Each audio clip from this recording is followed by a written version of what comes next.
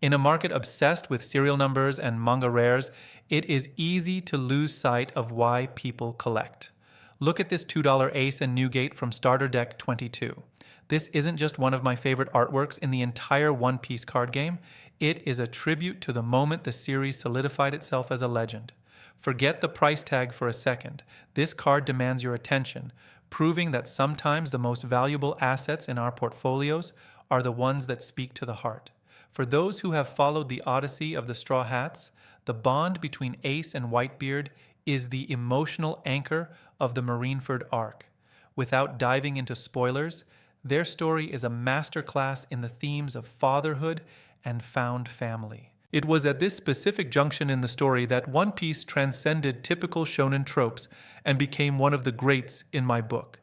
The card captures the essence of that loyalty, a father willing to tear down the world for his son, and a son finding his true place in the world.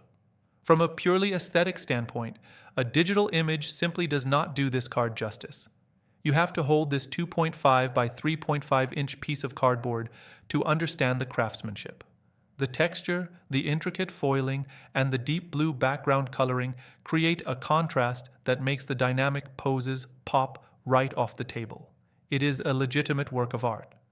The shocker? It is a standard inclusion in a starter deck, trading for roughly $2. By traditional value and scarcity metrics, it shouldn't be anything special, yet it stands toe-to-toe with cards worth hundreds more in terms of visual appeal. As investors, we spend a massive amount of energy trying to add value to the TCG marketplace, finding the undervalued singles, tracking trends, and flipping for profit. However, we must never forget the nostalgic pull that drives this entire industry.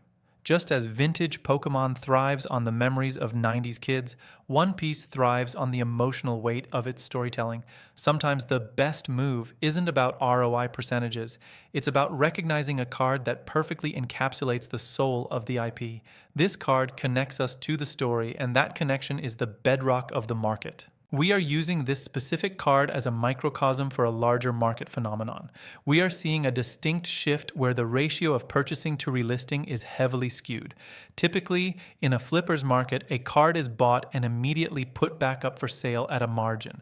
Here, volume is vanishing because the buyers are keeping the product and starter deck leaders typically aren't desirable cards. While this $2 card is an accessible example, apply this same principle to the $10, $20, or $40 cards. When the primary buyer is a collector rather than a flipper, that inventory leaves the ecosystem permanently.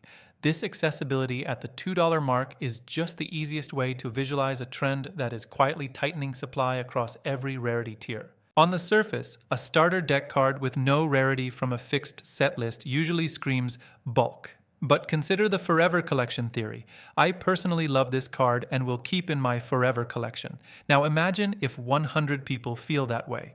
Now 1,000, now 100,000. When a card has this level of aesthetic and emotional resonance, copies get eaten up and locked away in personal binders, never to return to the open market. This is why certain low-value cards eventually dry up. They aren't being hoarded by investors, they are being cherished by collectors. Ultimately, the demand for One Piece cards feels entirely organic because of cards like this. It isn't artificial hype.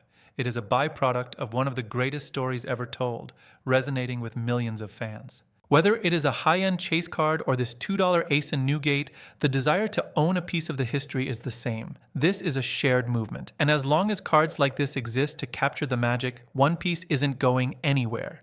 Follow us for more or subscribe to our daily newsletter at tcjplayer.com.